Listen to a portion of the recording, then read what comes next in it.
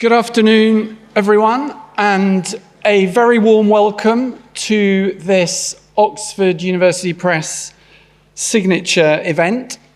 I'm Andrew Nye, Assessment Director in the ELT division at Oxford University Press, the team behind the Oxford Placement Test and the Oxford Test of English, one of the newest and most innovative tests in the language testing market, and the only one to be endorsed and certified by the University of Oxford. And this afternoon, we're bringing that assessment lens to bear on a fascinating question. Teaching and assessing writing, does AI change everything? We know that technology doesn't just change how content is distributed, it changes the nature of the content itself.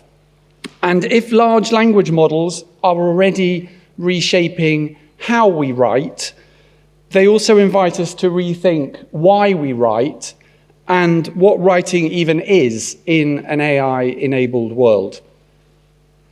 As machines become collaborators in communication, not just tools, the very act of producing written text begins to shift. So how should schools, institutions, and teachers respond?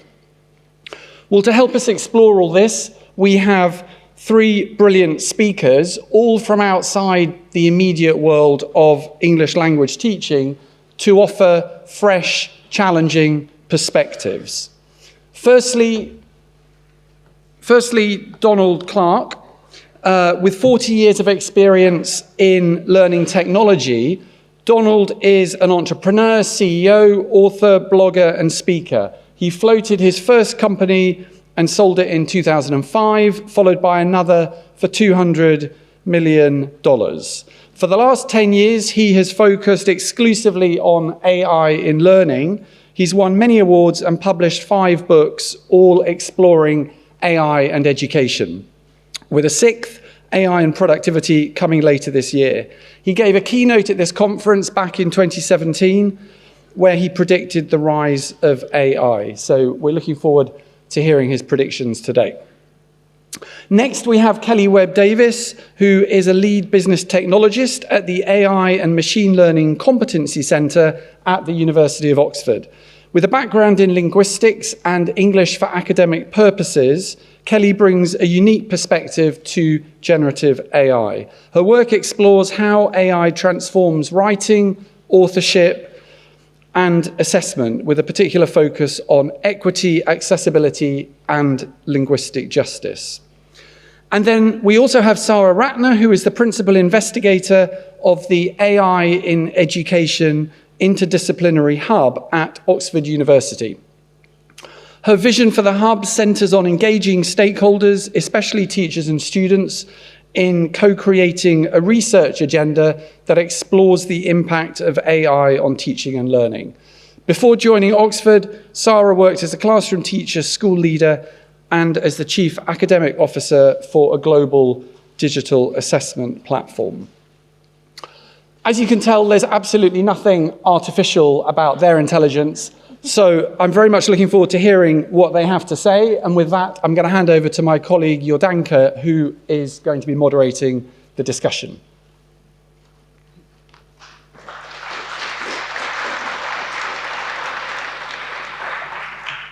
Thank you. Good afternoon. So I will be your host for the next 90 minutes, and we've prepared quite a dynamic and fast-paced session for you.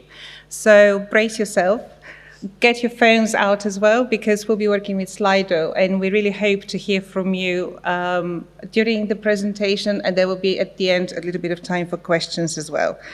So when I say dynamic, it is quite dynamic. So we'll start with setting the scene. So each of our speakers will have 10 minutes to tell us about AI for in writing, for assessing and teaching writing.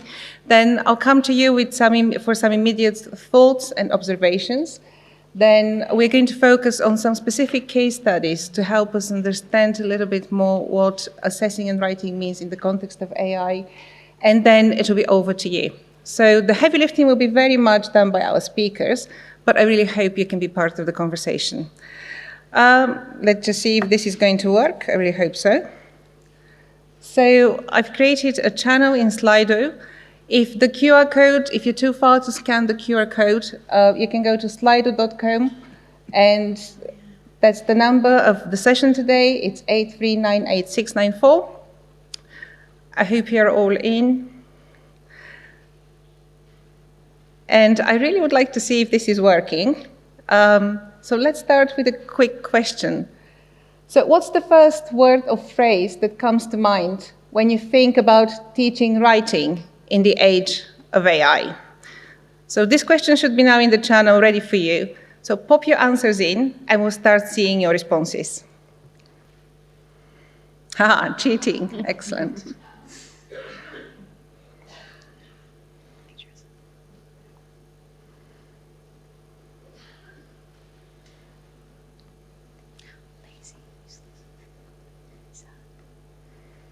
Fantastic. Oh, wow. Yikes. Really interesting. Some absolutely fantastic things coming through from the very positive to the very worrying end of lazy, copy-pasting, cheating, risky, intellectual property, and on the other side, easy assessment, knowing how to write prompts. So I don't think we have time to touch on each and every one of those, but these are phrases and these are thoughts that we're all looking into and we're all thinking. So what does AI mean for us in teaching and in assessment? So I'm going to take you on to one more question, and that's about you and your experience. So have you or your students used AI tools like ChatGPT for writing tasks? And in EOT, we don't like yes-no questions, but that's very much where we are with this one.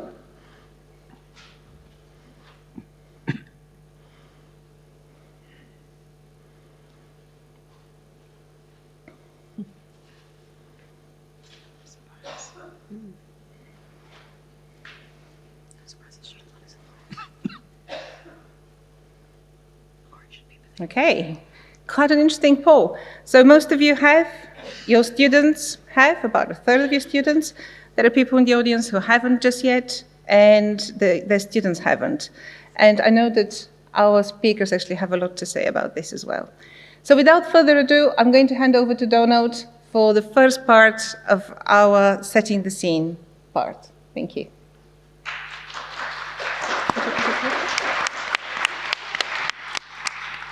Just get myself sorted here. Bear with me.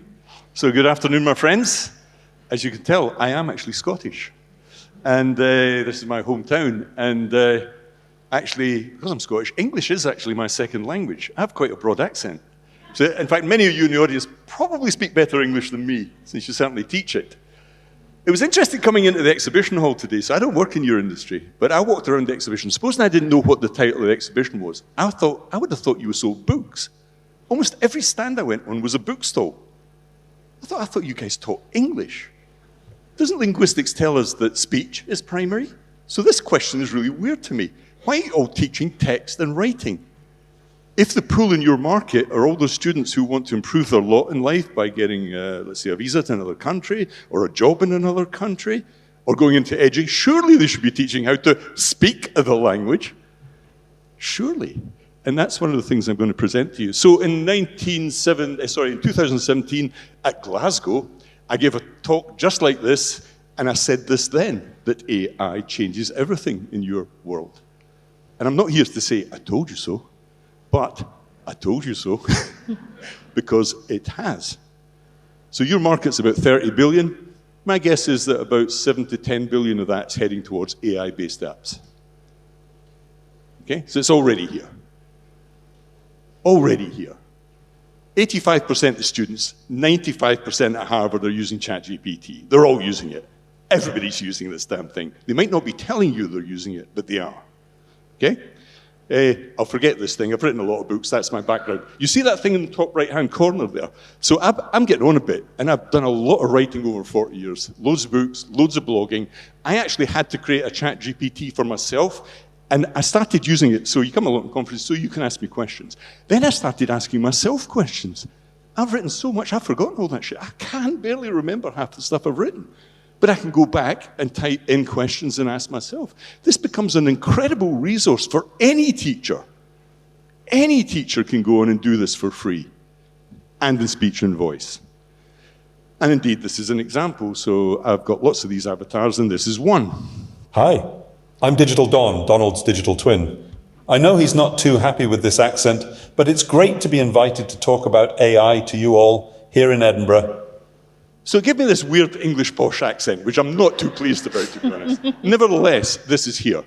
You can have AI teachers, and they will engage you in dialogue. That's here. That's not the future. That's already here. Why you're not using it is completely and utterly beyond me, because it can be used, and it seems like a significant advantage in both the teaching and assessment of language, and we'll be coming on to assessment shortly. And one of the things you've got to be careful about with AI is imagining that it's your enemy and not your friend. This is the sum total of human knowledge since the invention of writing, really, which was only 3,200 BC, so we had about 5,000 years of culture. We scraped all that stuff, we trained the model, so when you speak to ChatGPT, you're speaking to us. It's not a machine, really, it's our culture. Cultures, plural. So we've got to get into this idea that it's not your enemy, it's your friend. And don't think you're going to catch up anytime soon. If you were to read the text that one of these models was trained on, it would take you 170,000 years and you'd have to read 8 hours a day. You ain't catching up anytime soon. And the great genius Seymour Papert put this very well in terms of your job as teachers. So he said the perfect interface when you're teaching or learning, because remember, people can learn without teachers. I haven't gone on a course for nearly 35 years. I've learnt a lot. The bottom line is, he said the perfect interface would have a low floor, high ceiling, wide walls. What did he mean by that? Low floor meant really easy. Right? Have you used ChatGPT? How easy is it to just type a question in? You don't need any fancy interfaces and all that bullshit, cartoon stuff you get in e-learning courses, you know, click on the speech bubble to see what Peter says about X, Y, and Z, as if we were all sort of children in some cartoon. Low floor, easy to use. High ceiling, it gives you amazing things back. We've all had that experience. Holy shit, look at this. It does this, it writes the reports. It can translate into 50 languages. So you get that high ceiling. And wide walls, it basically has a degree in every subject. It will beat you at maths. It has an IQ of about 150, which is the same as Einstein.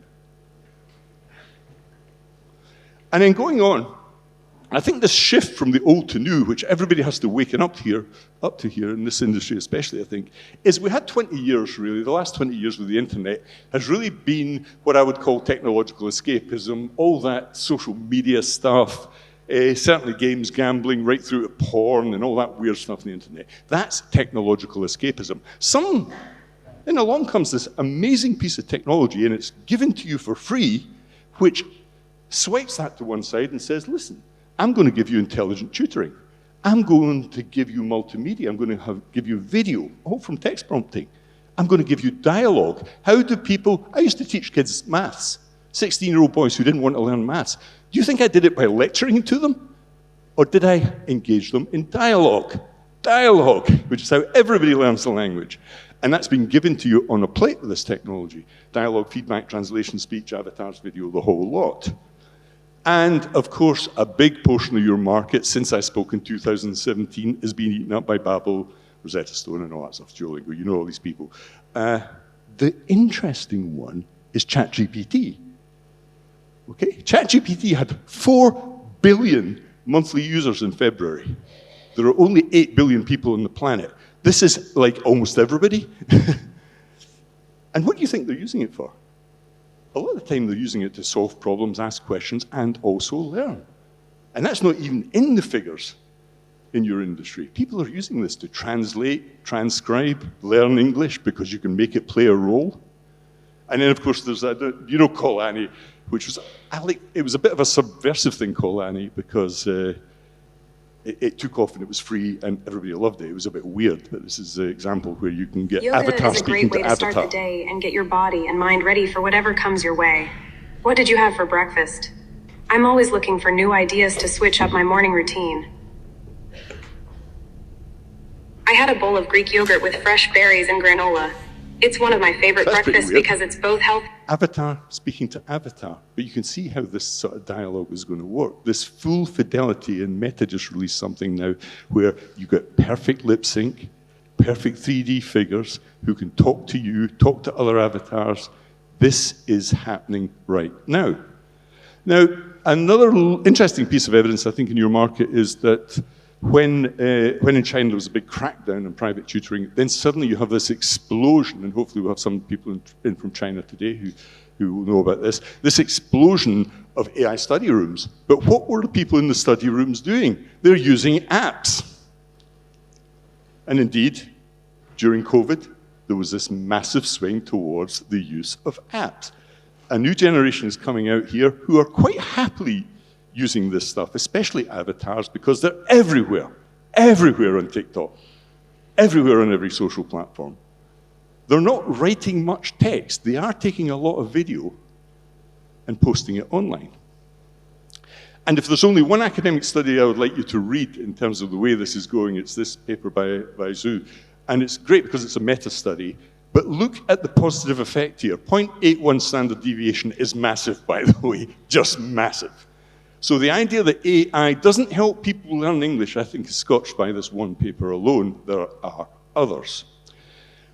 Now, where are we going with this? And hopefully we'll open up the debate on this. Well, 2025, this thing has exploded. And even the people like myself who've been working exclusively in AI had no idea how quickly this would go. So in 2025, we already have all the avatar-type dialogue. We have intelligent agents, so you can send an agent off and say, I want to do an assessment in English and writing. I want you to create the rubric. I want you to do the whole marking scheme, and I want you to build an application online. I want it SaaS, and it will build the whole thing for you. The automation of assessment is coming very, very quickly. That's the thing I would take advantage of the most in your industry because it's much harder to automate teaching. I think that will happen as well to a very large degree. You have advanced reasoning, multimodality. It's not about writing. A language is not just about writing. A language is about both writing and speaking. Speaking, in fact, is more important. When these kids get their jobs, they're not just writing English, they're speaking English. And so intelligent tutoring is a big deal.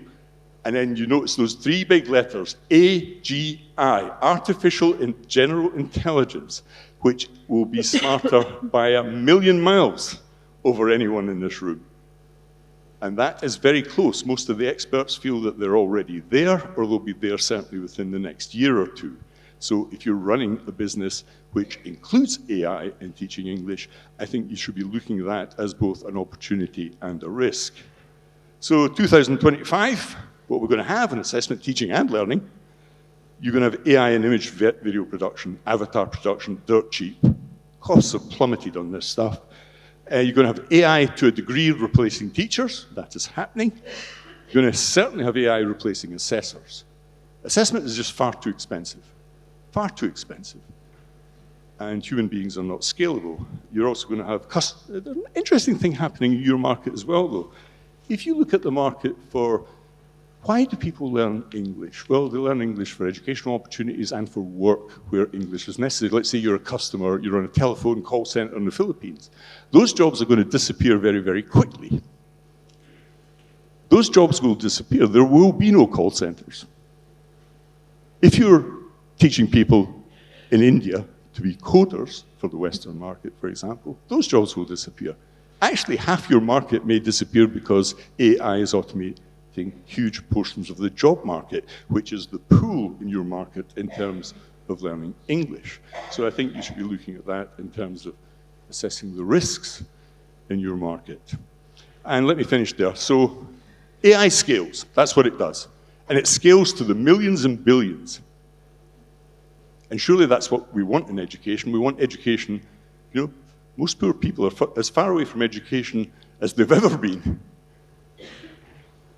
Here, students are labeled, they come out of university with about 40,000 debt, can't buy a house, struggling, surely we would want to lower the cost of this. The global market, your global market's 30 billion. The apps are heading towards 10 billion. It's already here. And so I would claim that AI is absolutely the primary driver in your market. The primary future variable that will shape the landscape of learning English in the future are those two letters. And that's why I think, in a sense, resistance is futile, but it's your friend, not your enemy. Your teachers, your educators, embrace this thing because it does marvelous things. Learners know this, ordinary users know this, but teachers also have to know this. So I think if we embrace it, we can do great things. Marvelous things, making education cheap, accessible, and to change the world for the better. Okay, thank you very much for listening.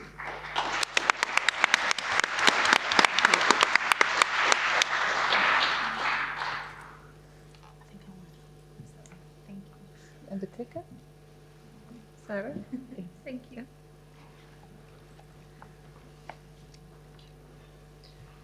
Thank you so much. Really interesting insights and important information, I think, that helps frame this. I do come at this from quite a different perspective. I have found myself in academia somewhat by accident. I'm a classroom teacher, spent 15 years teaching in primary schools and secondary schools, then went to work in EdTech and in digital assessment, did my PhD and found myself working here. This is the Department of Education at the University of Oxford, one of the buildings. And this building is actually where my office is the Jerome Bruner building. And I thought it was quite relevant to share one of his quotes about the fact that we are storytelling creatures by nature. And anyone that has worked with young children or young people who are acquiring language, stories are often the way that we access that. And that leads very naturally into writing and our conversation here today. And I think we do all have those stories inside of us, and how we promote and support young people and adults to develop language skills to tell those stories is really important. So I'm really glad to be here today to tell a few stories and share my opinions and thoughts and insights with you. At the University of Oxford, as Andrew said, I lead a team in AIEOU, which is AI in Education at Oxford University. And the name is very significant. Anyone who's taught English may know those vowels as A-E-I-O-U. They roll off the tongue. And anyone that's talking about our hub goes, A-E-I-E, and it trips them up. And it's very purposeful. Because education as we've known it is being tripped up by AI. It's forcing us to have really important conversations. And the one thing I truly believe is that AI will transform education. I don't think it's necessarily because of the technology. I think it's because of the conversations it's forcing us to have about education. What does good assessment look like? What does good teaching look like? What does quality learning experiences look like in our classrooms? And I'm really excited about the conversations we're having. Never before, amidst the hype of AI, am I seeing my LinkedIn feed filled with conversations about pedagogy, and it's exciting. So at our hub, we have collaborators from all around the world, and it's designed to welcome educators, learners, industry partners, policymakers, governments. You are all welcome. You can very easily Google us and find us. And one of our collaborators, Nusha Median, is from University of Canada West, and she wrote a blog for us recently. And she shared a story about instant cake mixers, and I wanted to share it with you today. When instant cake mixers were first launched, you didn't need to do anything but add water and they were done. And the marketing team put them out, they completely flopped. Sales were terrible. And someone said it's because people are not involved enough in the process. So they made it so you had to add an egg. And all of a sudden, sales went through the roof because people had a place in the process. And I think this is really important for educators in the room about AI. We can't afford to not have a voice in the process. We need to be the egg in the instant cake mix. It's as easy as that. So that's what our hub is trying to do, and that's what I think a lot of organisations are thinking about at the moment. We need to have these conversations that bring in all the stakeholders. I truly believe, and I know it's a theme running throughout the conference, this community of practice, this collaboration is key to our success moving forward. When we're looking at AI, we need to have conversations that include all of these perspectives to make sure that we're getting the best of what we can do moving forward. In terms of your takeaway from this session today, I would invite you to take these 3 questions back to your classroom or to your institution. It's this could, should, would. First of all, could you use AI to write? And I ask you that question because it links really importantly to competency. For you to be able to do it, you have to understand it and you have to know how to use it, and so do your students. So you can take that question at the teacher level, at the student level, at the institutional level. But how are you developing the competencies to understand this so that you then can make an informed choice? And that's where the would you use, right? Be agentic in this process. Have agency and ownership of the decision you make, and you can only do that if you have the competency to make an informed decision. And finally, should you? There is the ethical question that comes into this, right? When we use calculators and other tools, we make decisions about when is the appropriate time to use it. Sometimes it may be the perfect time to use AI, other times it may not. But you have to have the competency and the understanding to make that informed choice yourself. In terms of our hub and what we're doing, I do a lot of work with policymakers and things like the UNESCO competency frameworks. If you're not already familiar with them, I would encourage you to go and have a look at them. They are designed to be iterative, agile documents that countries can own and make their own, institutions can own and make their own. So if you haven't come across them, I would highly recommend a good starting point to increase your knowledge in terms of what competencies you may need.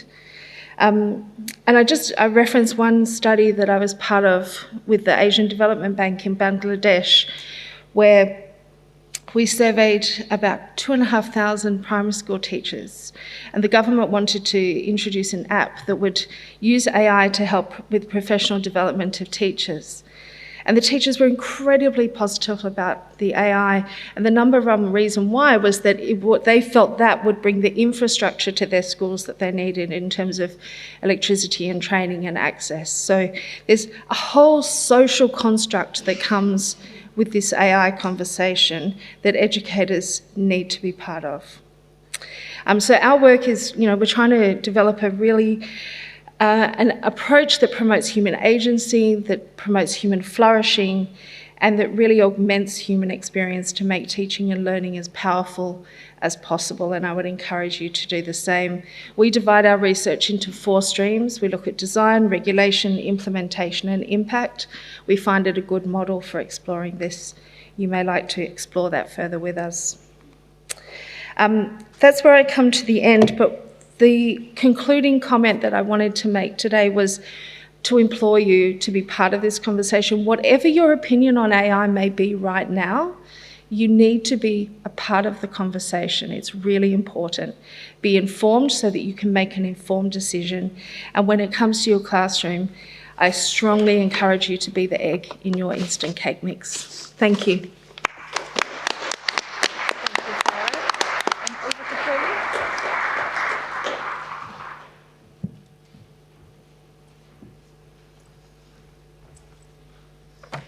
Okay, hello. In my session, I wanted to talk about what are the ethical implications of not allowing generative AI use in writing. So I hear a lot of discussion about if we do allow it, what can go wrong if students and people are using generative AI, but not so much the other side of that coin.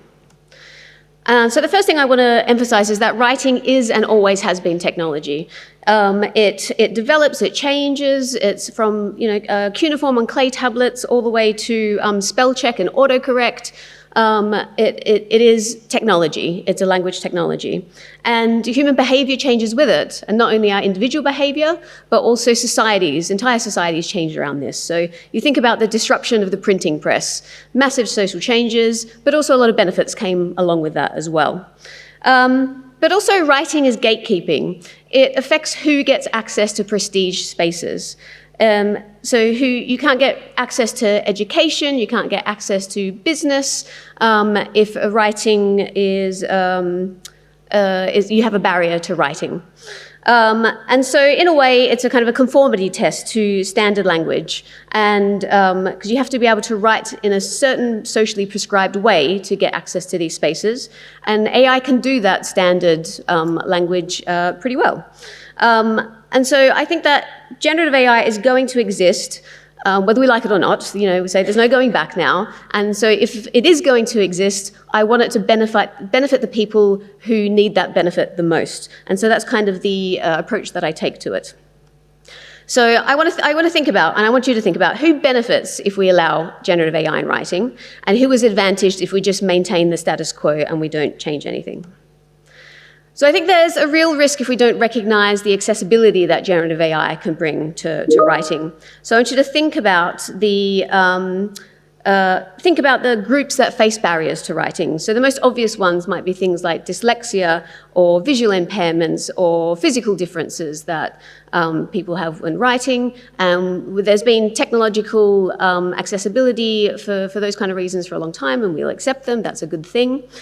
Other groups you might not think so much about but are becoming more prominent are different neurotypes. So ADHD, autism, these are groups that also have, you know, from the neurodiversity, might have different needs as well.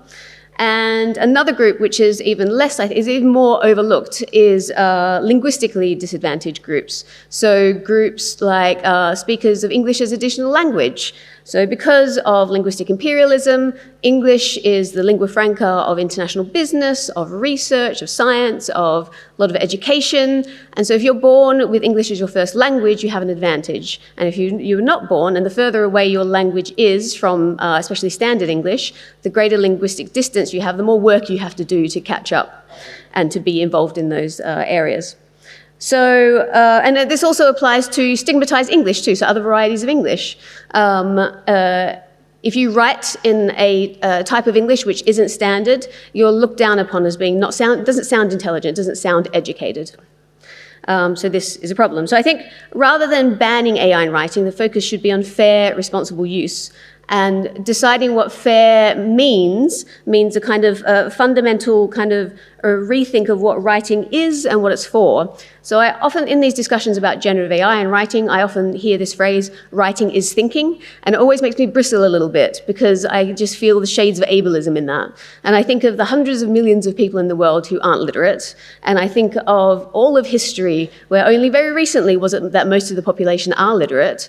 Do those people not able to think? They're not intelligent, insightful people, even though that they couldn't write. All of these people still had language. They just had barriers to writing, and there are still people now who have barriers to writing. Writing, I want to sort of clarify, is artificial, like that. It's a technology. Natural language is speech, is sign language. Writing is trying to capture the information that we have. We have ideas in our brains, in whatever language that we find it easiest to function in, and then we have to, we have that idea and we want to get that across. We want to communicate it with someone. So writing at a very fundamental level is having an idea and wanting to communicate that with someone else. And technology can enable that for a lot of people now. So in the past, it was the fact that you had to be able to write so that you could record that information and transmit it across space and time. But now we have audio, we have video. There's lots of technology that enables other forms of communication. And to be able to explain this in another way in terms of the writing process, how that can be implemented in the writing process, I want to talk about my own experience. I flunked out of a PhD 10 years ago now. And at the time, it wasn't a great time for me, but it took me a few years after that to kind of discover the reason was because of undiagnosed ADHD. And so my executive dysfunction meant that writing really comes as a barrier for me. And it took me even longer than that to realize that the way I function best to be able to think, to be able to create arguments and ideas as I do it either in my internal monologue or if I'm talking, I found that a lot easier as well. And now technology enables me to do that, generative AI especially, in that I can just talk about all my ideas and get them out, and then that big stream of information, it's still my ideas, generative AI can transform that. So still now, I didn't get my PhD, I'm in a job now that is a PhD level, grade level job. I still don't have any written publications to my name at all. If you look me up, there's nothing out there that I've published. All of my work has been done through webinars and presentations, and I will let you decide whether my ideas are worthy, but I don't think I'd be in this position if someone didn't find any value in my ideas, even if writing wasn't the way that I got them across. So generative AI allows people to communicate these ideas in that if they come up with the ideas in whatever way is easiest for them to think them through and to develop them, it can then help them to present them, express them in the socially imposed kind of constraints that we expect from people when they're writing. So it's not, I don't think that it is replacing writing, it's that it's shifting how people write. The writing process is changing. So in that slide we had earlier about what word comes to mind, someone said process over product, and this is exactly what I'm talking about. We need to think about the process behind writing, and that process doesn't always have to be done with writing, it can be done in other ways. So I think that one of the best ways to approach generative AI in writing is to think of it as a language adjustment technology and most people approach it as idea and information generation, and I don't think that's the best way to use it. I think the humanness, the creativity, the intellect comes from coming up with those ideas, the creativity, the argumentation coming from you in whichever way you find it easiest to develop them, and then using the generative AI for the surface level language, which is just to communicate it with the audience. And that kind of flips what most of the guidance I see is. Usually the guidance is, you can use it to brainstorm, to help you with ideas, but you should write everything yourself. It kind of flips that around, but I think that's a better way to approach it. And it also plays to the strengths of generative AI, which is it's a language technology. I think writing should not be a test of conformity. We've kind of created this problem for ourselves in that we expect standard language, everyone has to adhere to these language norms, and now there's so much standard English out there that we could train a machine on it that can just do this really well now. There is a risk that if we use it in this way, that you're just perpetuating the problem then. There's less linguistic diversity because then everyone can do everything in standard or academic English. But I think these are issues that should be dealt with in parallel. So we should be encouraging more linguistic diversity. I see now that people more like seeing what would be considered mistakes in writing because then it looks more human. So in my ideal world, unstandardized versions of English would be more accepted because they don't look like AI. But while we still exist in a world where it's expected people write in this way, then the people who come from marginalized groups who this can benefit should be allowed to use it in that way. I think it's fair if they use it to adjust their language. And it's also, so I think the technology for accessibility to benefit these marginalized groups is something that really shouldn't be overlooked because it's such a big issue. And I think used well, we can create a world where writing is accessible for all. So by being used well, I mean that teachers, educators need to understand the capabilities of it, to be able to address it with students, to consider that maybe the writing processes that you use might not be suitable for other people, encourage experimentation with writing processes and multimodality. And also for students as well, I think we need to rethink the guidance that we have in education around using generative AI and reconsider and redesign our assessments. So think about if you're giving students an essay, why are you giving them that essay? Is it to just test their standard language conformity, or do you want to test their ideas and their argumentation? Because those things can be tested in other ways if an essay is maybe not the best way to test that anymore. So breaking apart the kind of ideas that students are coming up with, we want to know what they think and why, and separating that from them having to do that in a standard language. Thanks a lot.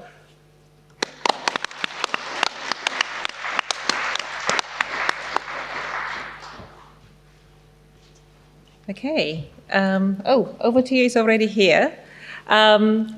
Whilst our three speakers are taking a moment to have a sip of water, I thought it'd be a good moment to come back to you. And you've heard quite a lot of different views. AI as all the opportunities it affords, all the choices we need to make, and also that egg in the cake mix. So I'd like to invite you to go to Slido again. And we'll take a moment for your questions or any immediate observations that you might want to bring to the floor. When I was listening to Donald, I remembered watching the movie with Bruce Willis, Surrogates, the science fiction movie, wondering if I'm going to see my husband or friends soon. But really, a few words came to mind as I was listening, and they're from Latin. Sorry, I'm Romanian, Latin language. Verba volant, scripta manent. Do you know it? The word flies, but the spoken word flies off, and the written word remains. It used to be about a positive note on the spoken language that would travel with people carrying the word, carrying the message. While the written word would get buried in some kind of a monastery or university, a library. And then it got flipped on its head with the written word is the one that stays, and that was the positive note. And then at least in Romanian culture, like the spoken one, the fact that it flies, I mean, it fades away, nobody remembers it, it's not captured. And now it sounds to me like we're reverting back to the original intention and meaning of that Latin saying, verba volant scripta manent, with the spoken word travels, and the written one gets, buried. That was the intention. So yeah, it's not really a question, but feel free to, share your thoughts if this Latin, ancient wisdom means anything right now. Well, the problem with that position is it presents a Manichaean case for, text versus speech, and of course, language is both. My feeling is that things have got hopelessly imbalanced in the following way, that we're drowning in a sea of text. I send my kids off to school at 5, they come back when they're 20 with a master's degree, and literally almost everything they did was read, write, and critique text. Now, they can win arguments and hold placards saying we need climate change, but they can't actually build anything to make any effective change on that front. And the danger is if we continue to educate people in text only, we will have libraries full of text. They don't fly away, but it's a one-eyed monster. We're drowning in a sea of text and assessment, and you don't assess skills through text. You just don't. It's a complete illusion that you assess any human skills, the skills you need in the workplace, by multiple choice questions. It doesn't work that way.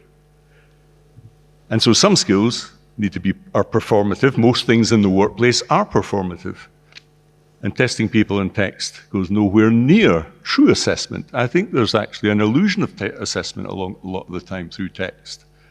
Giving people an essay. Let's say I give you an essay. So I have a degree in philosophy. I got it from Edinburgh University. I memorized 8 essays to get my finals passed. Memorized them like every other student. Why? Because you're not going to teach me critical thinking by giving me a pen and asking me to write from top left to bottom right without changing anything. What do you think students do? They see it as a transaction, so they regurgitate a memorized essay. This is what every humanities student has done for time immemorial.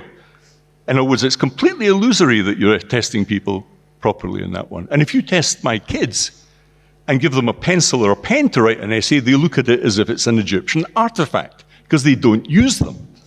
So you've already got literally a skew in the assessment process. And so my appeal is for a rebalancing, really. Can I say something on that as well?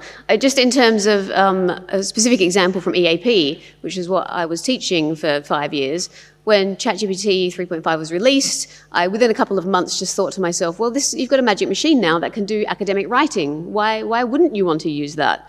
And so in EAP, the top priority has always been writing. We have to teach these students how to write. That's what we have to do. And I thought to myself, that's immediately gone to the bottom. So if I think about those 4 skills, speaking, that still has to be spontaneous. So they have to learn that. Just thinking about what they have to learn when they go off into the wide world. So they have to learn that. It has to be spontaneous. Listening, also still spontaneous. I mean, at least those 2 for now. The tech is evolving. Maybe that won't be the case, and I'll adjust my opinion. Reading, still really important because you get the output from AI, ChatGPT. One of the skills that's more important now is to read that and be able to assess, to evaluate whether that says what they're trying to express, if they use it in the way I was talking about, to kind of rephrase their language into academic text. So they still need skills in that. But the writing itself, that's kind of, it's still important, but it's at the bottom of the list now. And so, but there are plenty of ways to develop thoughts and arguments through speech. So I was teaching my students, we would have more debates, we would have academic reading circles, we would, I would get them to do citation by teaching them the function of it, by saying, okay, we're going to have a discussion now about those things you read. When you discuss it, I want you to explicitly refer to the author as you're discussing it. And it was more of the process of why they're doing that citation rather than the image of having a name in brackets next to what they were doing, just the surface level of academic skill. Kelly, I would like to respond to what you presented. So the spirit in which you presented that AI can be used for surface linguistic features reminds me like overcoming issues in handwriting and spelling years back by Microsoft Word technology, right? Mm-hmm. And so spelling is a production strategy, but the counterpart of it is word decoding, right? So that is not taken care of. That children still need to do.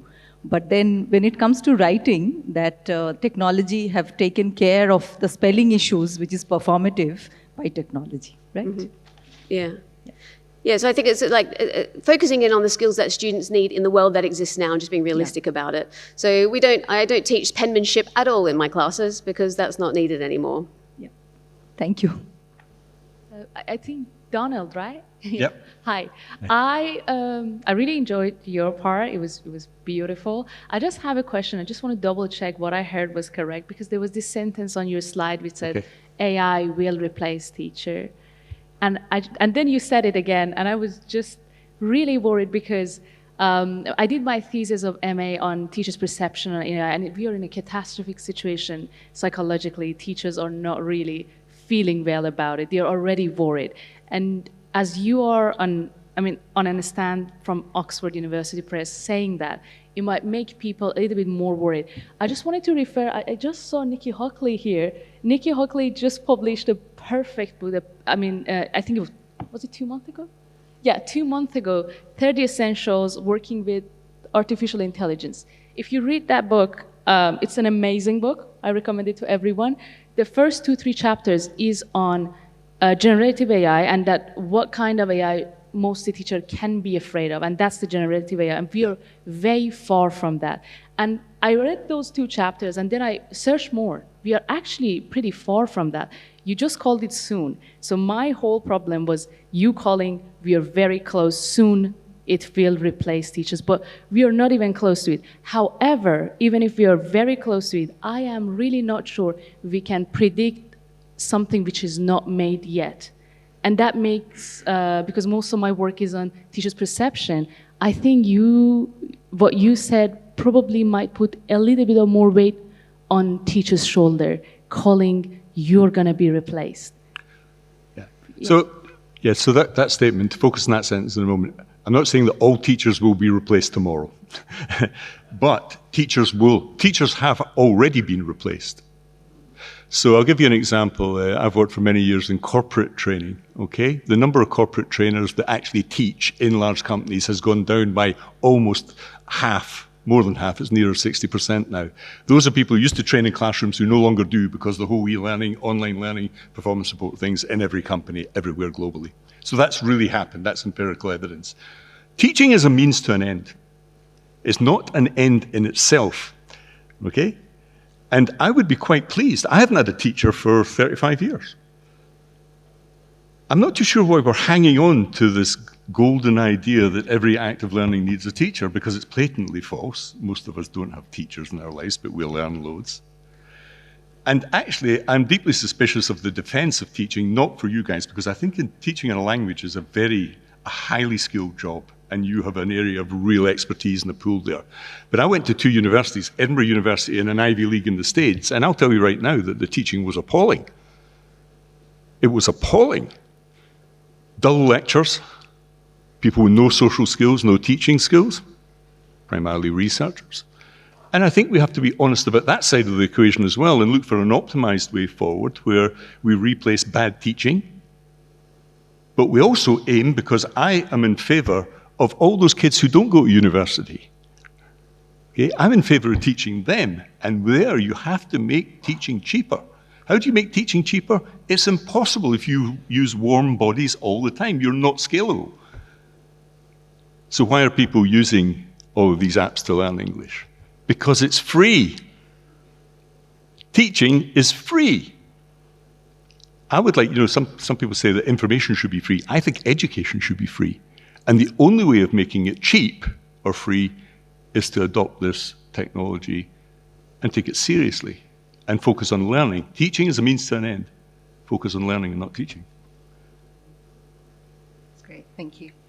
I think, Sarah, did you want to come in as well?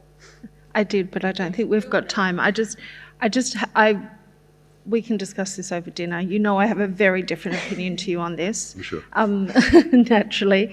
But I just think we have to also be careful that we don't limit teaching to distribution of knowledge, and that what teachers do is far more than just put knowledge into students' heads. And I think when we talk about replacing teachers, I think there may be aspects of teaching that could be replaced to give teachers back more time to actually focus on the humans in front of them. And I think that's really important. But we can talk more later, because I know we differ on that. And I thank you very much. 2 very different points, and really important to put out there and to this audience. And that's what we're very keen to have today here as part of the discussion. It's important to hear perspectives that are beyond the EOT environment and the EOT domain, and also to see what lessons we can bring in, but also how we can expand our thinking. So I'm just going to move us on very quickly, and I've got one more question for you, not too far off from what we've been talking about just now. So just because AI can do something, do you think it should? So again, this is in Slido. Take a moment and share your thoughts with us.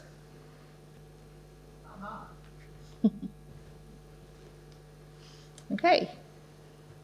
So just because AI can do something, should it? Maybe, yes, no? It's interesting to see how the vote is going. Excellent.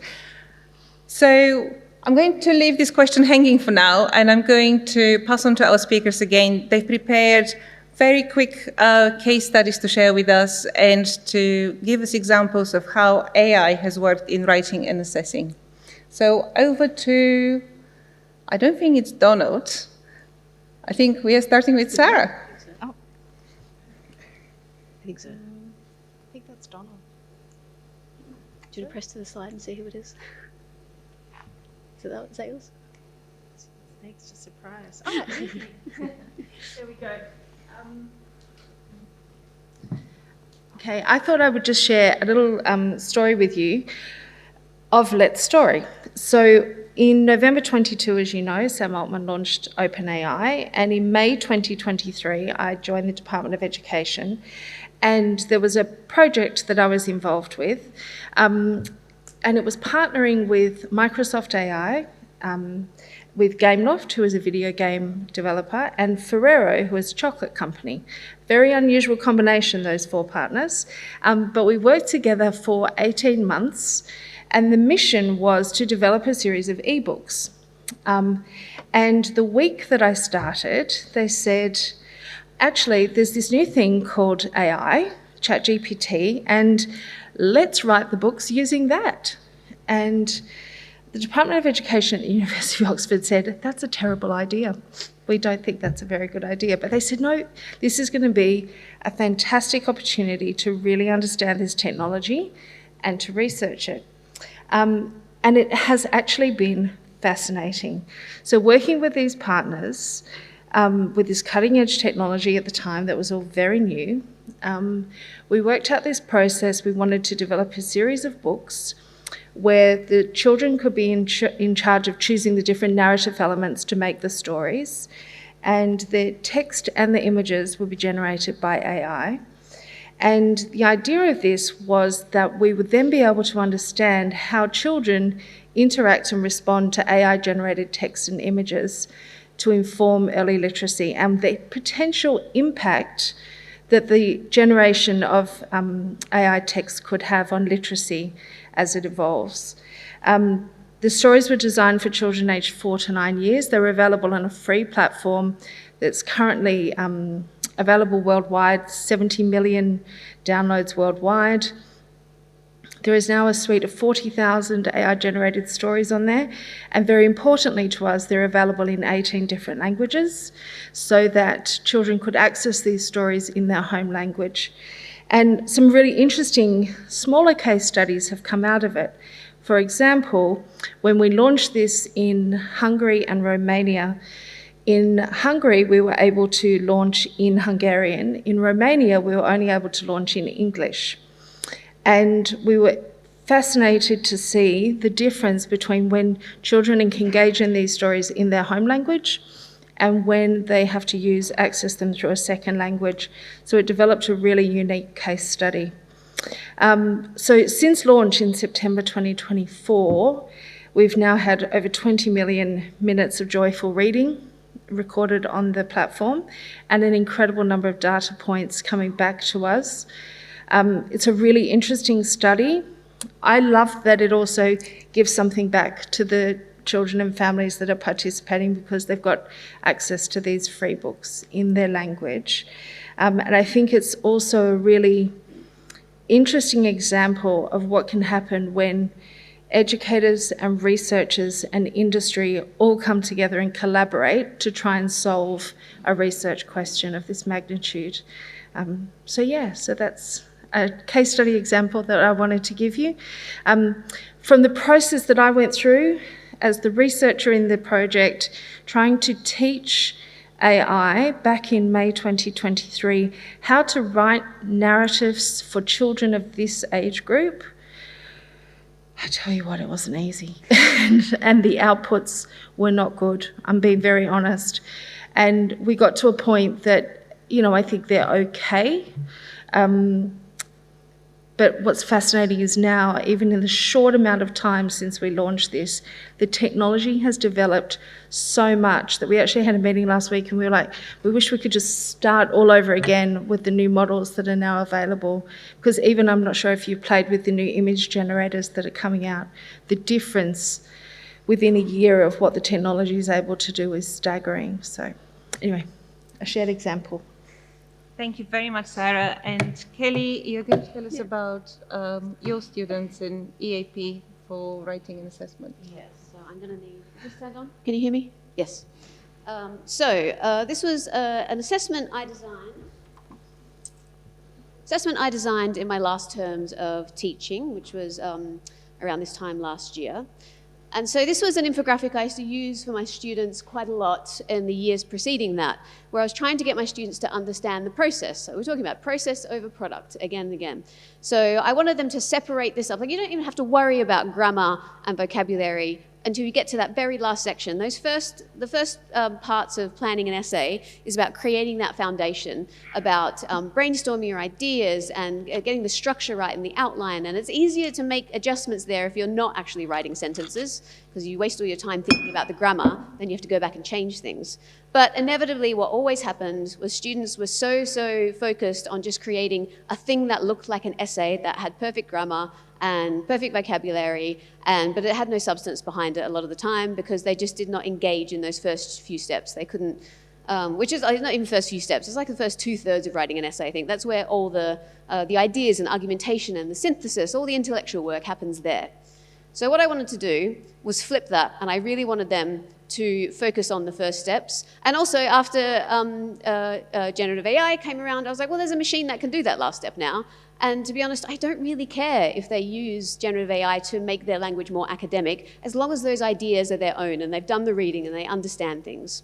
So this was, I wanted to reprioritize it so that they had to do those first bits. Again, I was thinking about the validity of my assessment.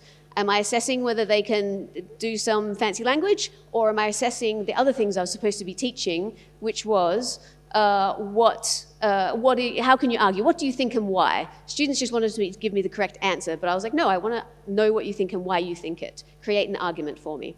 So this is what I did.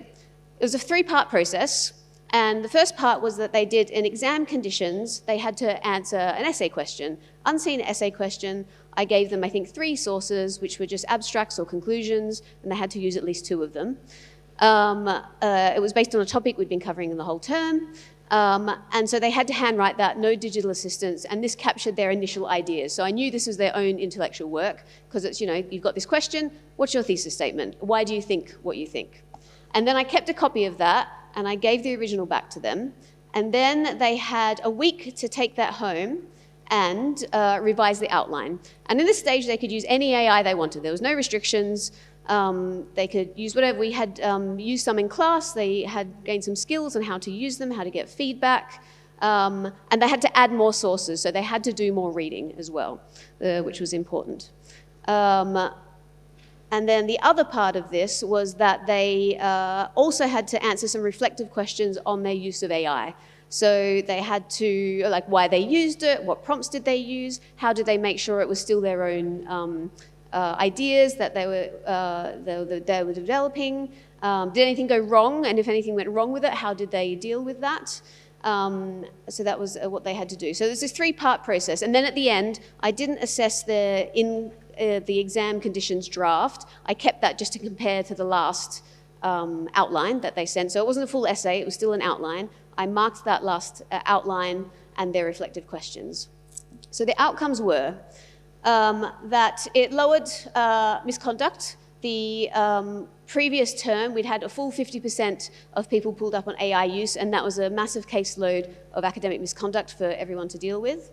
It also lowered the marking time, because I wasn't reading full essays. I was just reading bullet points. I think I told them you're not allowed to use sentences. I just want bullet points. But I could still see their ideas and their idea development, but I could look at them a lot more quickly. It increased the validity of what I was testing, because like I said, I wanted to test their ideas, not so much their language they were using. So, and that's what I got them to do. It also increased their critical engagement in the process. So they would, they had to read for this. So they had to read more deeply, they had to understand things. And it was an experiment, so I was a little bit worried they would go away with that initial draft and then just say to ChatGPT, write an essay outline for me. I would do it, everyone would get like 90%. But the results really, really reflected their levels that I knew them as students. So I had results ranging from like the single digits all the way up to 100. If they were students who hadn't engaged in the course, which was week by week going through the process of writing an essay and developing thesis statement and how you find evidence and how you create arguments. If they hadn't done that, they couldn't even use the AI to get it to do it for them. So it really reflected. I think it maybe raised the results just a tiny little bit. So that was how I dealt with it in my practice. Thank you, Kelly. And Donald will give us a few examples from, again, a little bit outside the EOT domain and sure. Yeah. But it was interesting when you put those words up right at the beginning of this talk, lazy, plagiarism, cheating. But honestly, if you turn this assessment game into this sort of toxic cat and mouse game, you're in real trouble. The students are in trouble and you're in trouble. And you have to get out of that trap, because it is a cat and mouse game, but there are more mice than cats, and the mice are winning. And I think at the moment we have this problem, which is all the institutions don't want AI, all the organizations, employers don't want AI, but every single learner or employee is using it. That's got to crack. That's unsustainable.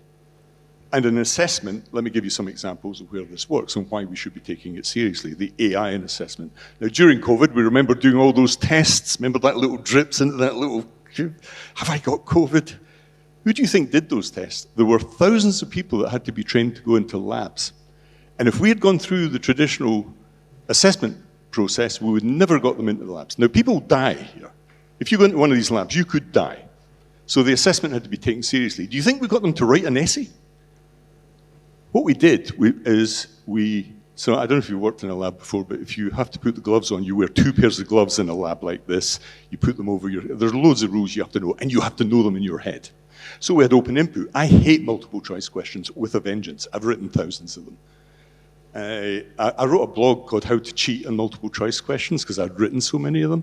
And I can sit a multiple choice test and pretty much get well above average by guessing because I've written so many. That blog got more hits than any other blog I've written in 15 years. This COVID assessment, you got them to actually say what they had to do. In other words, you really had to know it. No multiple choice questions. In health education, I really hate this 70, 80% pass mark. If I'm teaching a nurse the meningitis course, I don't want them to get 70% because the other 30% is going to kill a child. This is another bullshit thing in assessment. You should be going for full competence in these areas. But we don't. We're lazy. Oh, 80% will suffice. No, it won't. Not in meningitis, it won't. And the same is true in here. You had to damn well know whether they were going into that lab and knew what to do with the gloves before they went in. And this was fully automated and designed using AI. It had to be because we had to do it in 7 days. Do you know how long it takes to build an assessment process or a curriculum in a university? You're talking months and years. So it was not possible. This one was in surgical support, even more serious. This is nurses who work in operating theatres, okay, in both the Netherlands and the UK. Now here, people really do die. The interesting thing about the nursing profession in the UK and the Netherlands is that a very large portion of nurses have English or Dutch as a second language, your game, okay? And the standard is quite low, B1 English, B1 Dutch. But there's a big problem here when it comes to teaching the actual practice there, which you don't really want to do so much in text only, because many of those nurses from some countries would struggle with text only. And another big problem with medical education is it's all written from the perspective as a doctor. So all the language is overly academic. So we use the AI to translate everything into actionable vocational learning at B1 or below. And it takes minutes. And their feedback from the nurses was astonishing. They had never seen this before. For the first time in their lives, they were being treated as real human beings with English or Dutch as a second language, and we were talking to them as if they really were those people. Whereas everything was rather condescending beforehand because it was all in that high-end academic physician-type language. And it worked like an absolute treat. So there are many ways AI can be used in assessment. One is just building them.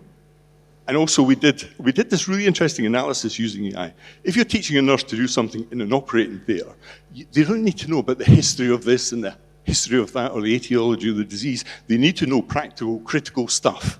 And it's all checklists. So you don't get an instrument left in the body, you know. It's serious stuff.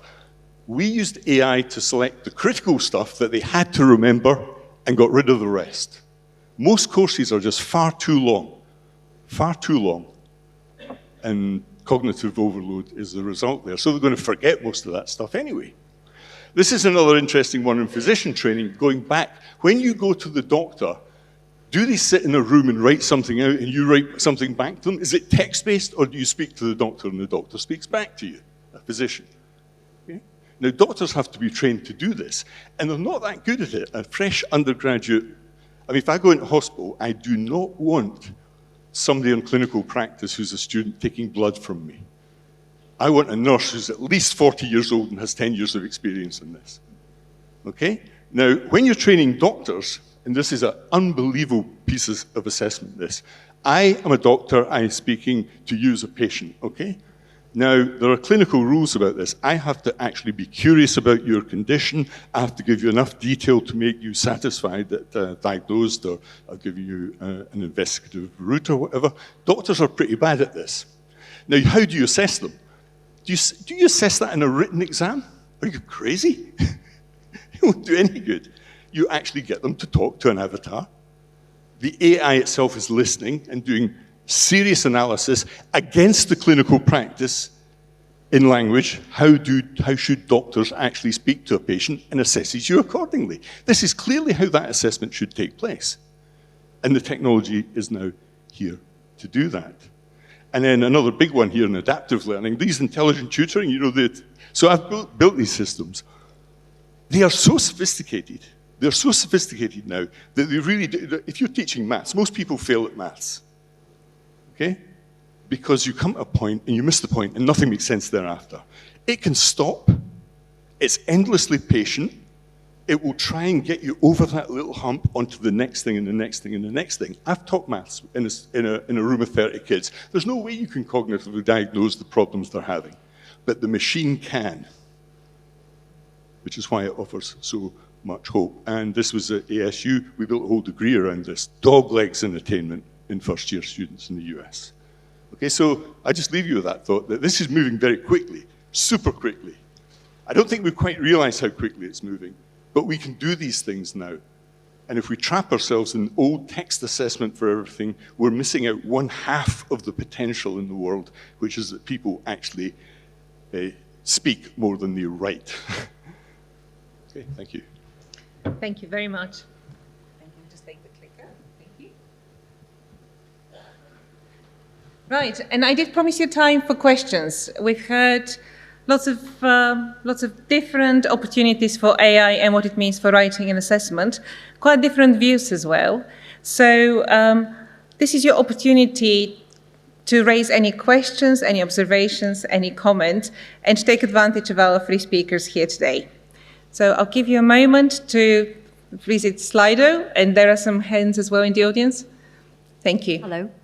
Hi. Well, like you all, I have been teaching writing, and now I'm writing materials for the school I'm working at. And the methodology or the approach that I'm using is flipped classroom, communicative approach, TBL, and project-based everything. So I have to do process writing, and I have to check the students' progress, as you said, through the project-based unit. And I realized that now, back in the days, people used their minds to calculate things. Then we moved to calculators, and we have them in our hands. Nowadays, we are talking about writing, and we don't need to write an email. We can put the idea that we need to send you or you, and then AI can shape it in any form, any tone, anything. As you said, Kelly, we also no longer pay attention to academic writing, we're paying attention to the ideas. Myself, I did my MBA last year. I'm not saying my English is bad, written English, but then it's not my first language, it's my third. No, it doesn't make sense to teach writing anymore, because unless you're going to be a poet or a book writer or journalist, even a journalist would be, why are we teaching this skill? Yeah, unless we are going to write books for archives that nobody's going to read except AI. Yeah, I think there's still reasons why we will want to write, because humans are, I think, inherently creative. And so my husband is an author. He's not going to want AI to write his books because he likes the process of writing the book. And it's the same, we've had computers that can play chess for a long time, but people still play chess. So, but it just depends on the function of the writing, what we're doing. And also the same with language learning. There might be, if you're just doing international business, maybe translation software like Microsoft Copilot are just about to, I think, release. I've seen previews of it, of the instant translation in meetings software with voice.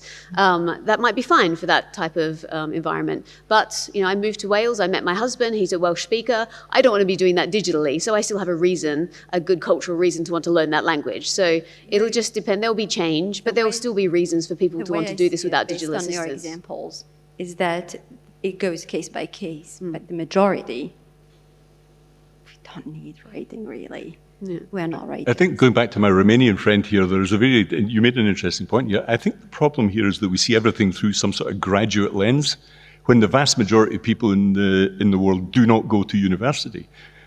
And therefore, you know, there is this assumption that everybody goes and gets their MBA and their master's degree and so on, and everybody goes through university and they all will go and work in offices. This is far from the truth.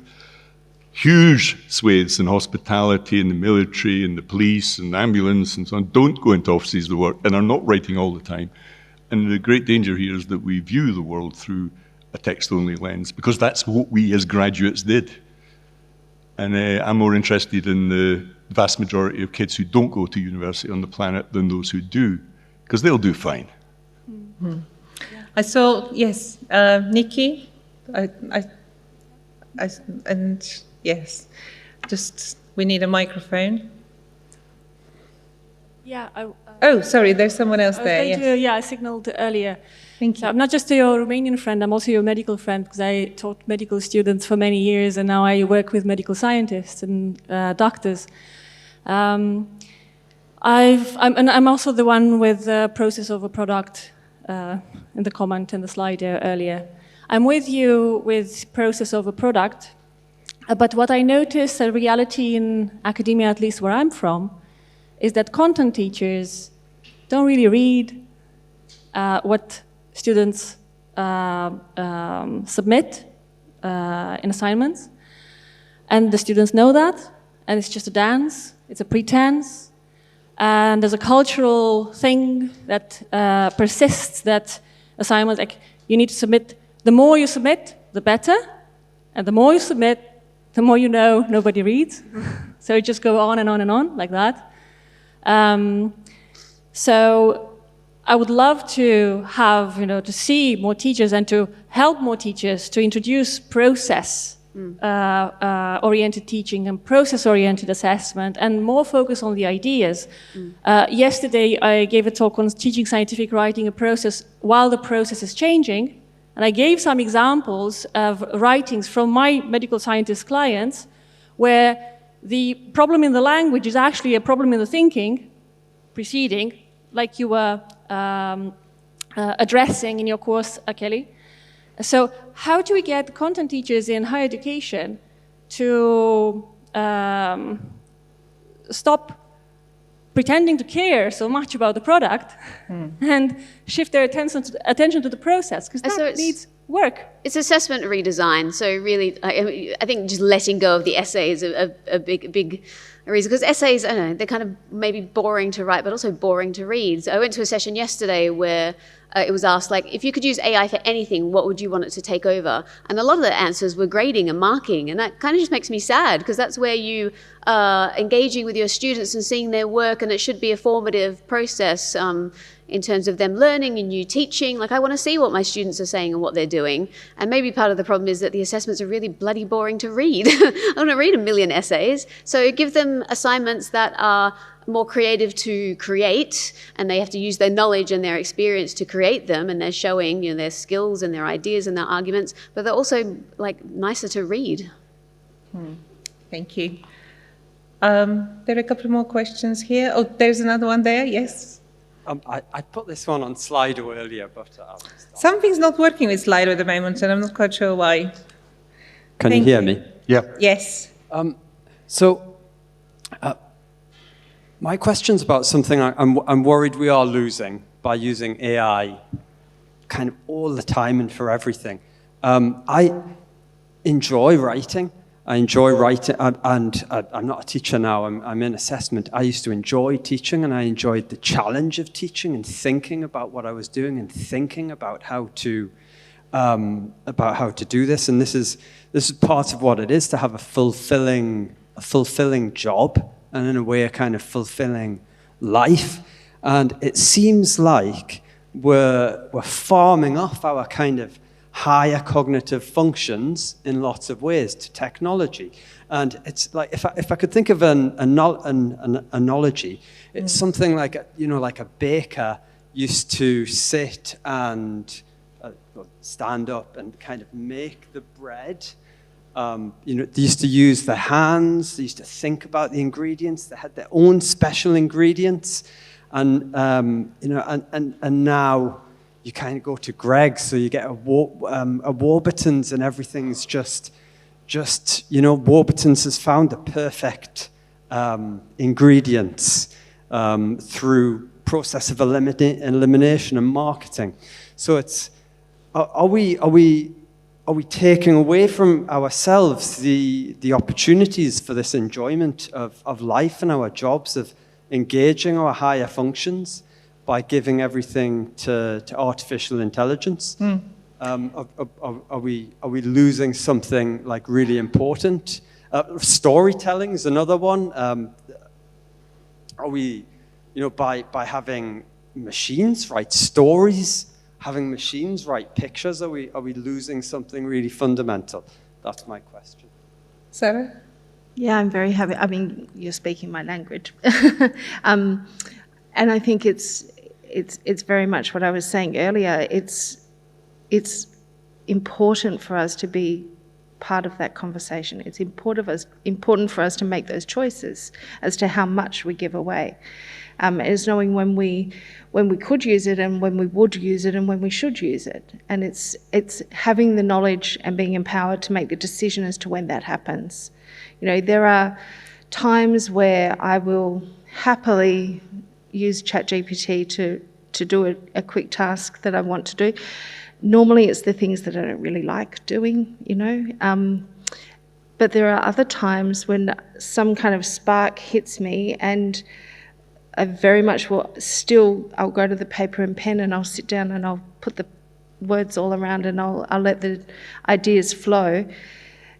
And I think that you used a phrase in there which is very much the joy of writing.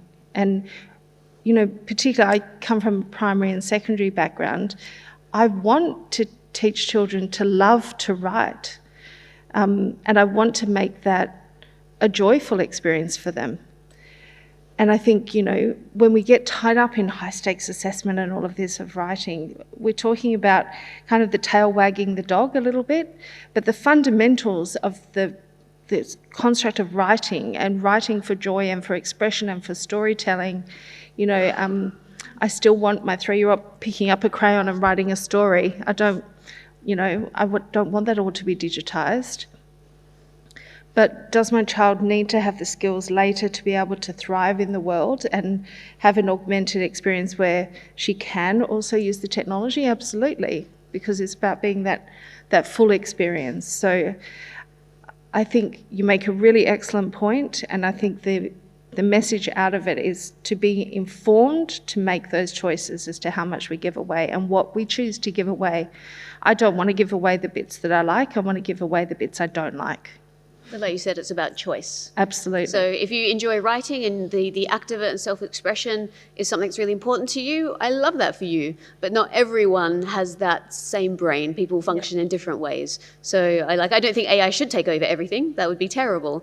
But it's the same as the technology we had to represent the world in visual ways was painting for a long time. So people painted so we could record what the world looked like. Then photography came in, and now we can do that instantly, and it's a perfect almost perfect representation of the visual world. But people still paint because people enjoy painting. I think we often shoot off into this sort of graduate higher cognitive function debate in these conferences, when the vast majority of people, when they go home after a hard day's work, do not go home to write poetry.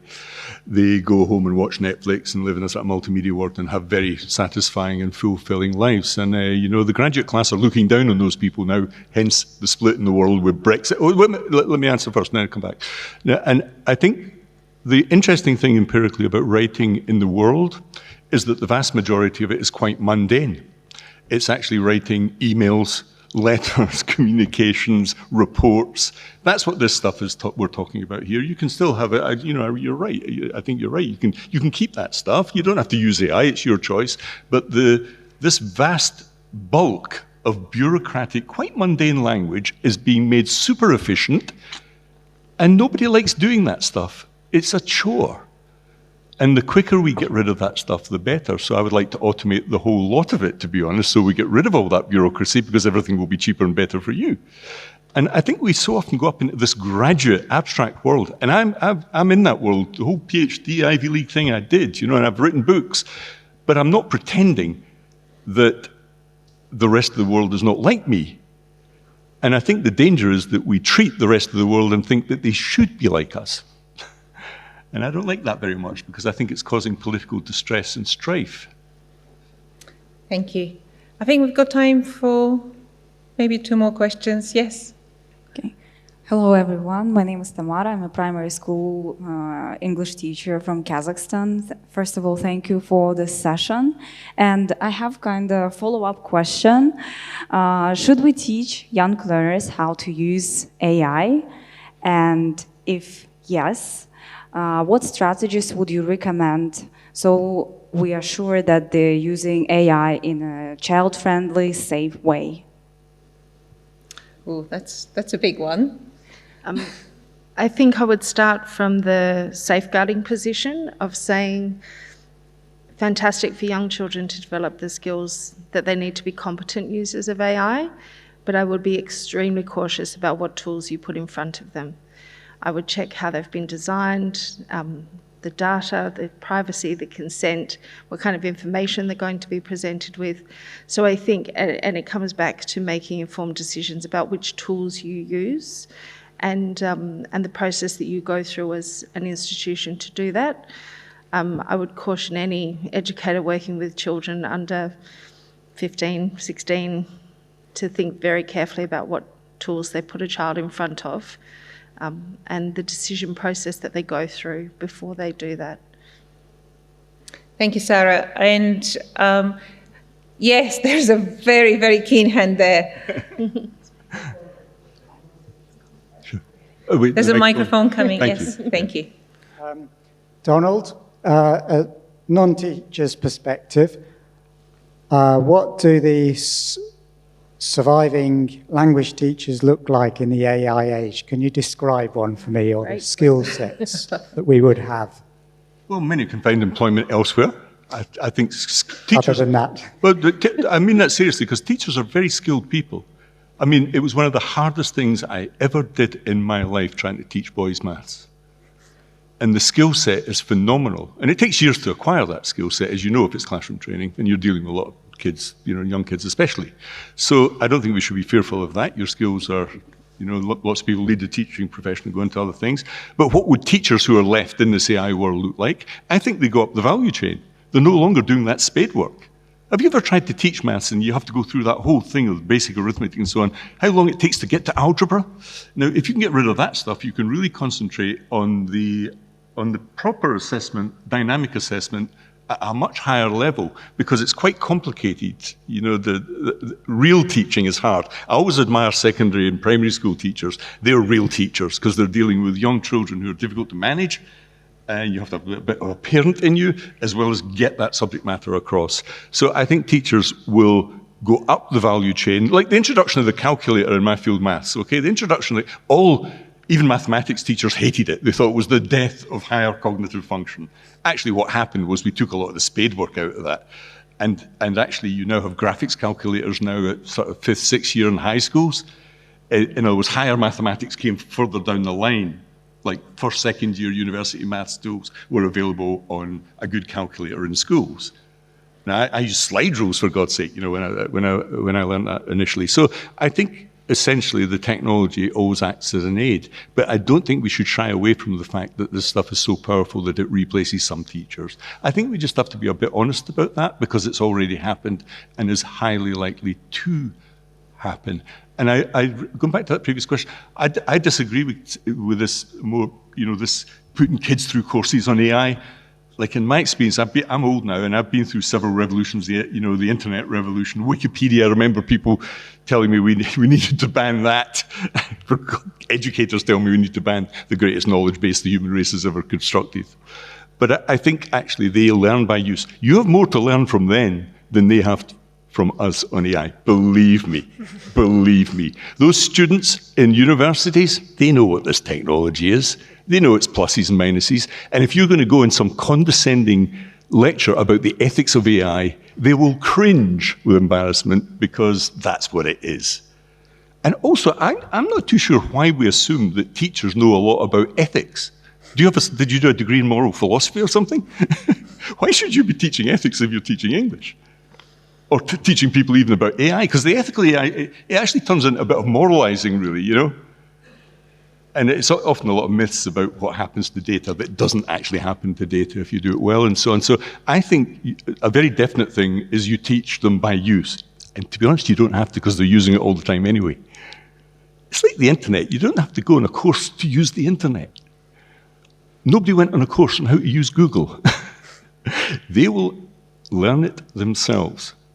And I'm not too sure that many people are skilled enough in the educational system to teach them about AI. I mean, Kelly clearly is, but I'm not convinced that we have this huge cadre of teachers who are experts in AI and who are going to teach 19-year-old students about it. In EAP, I saw it as an infinite exemplar machine because it could do academic English really well. So I got my students to write something in plain English, tell ChatGPT to rewrite it in academic English, but then don't just accept that, look at the changes. So I had a worksheet for them. What grammatical changes did it make? What vocabulary changes did it make? Did it do anything wrong? And sometimes it changed the meaning a little bit. And that's a skill they need now. They need to be able to look at their output, evaluate it, figure out if it's what they need and is appropriate. And so that was a skill I put in immediately. And my students also were more comfortable with being honest about their use about it, because otherwise they would just use it. They'll use it badly and they'll hide their use. Thank you very much. I hope this was useful. Lots of different views to take away and to reflect on this evening, I hope. Thank you very much for joining us.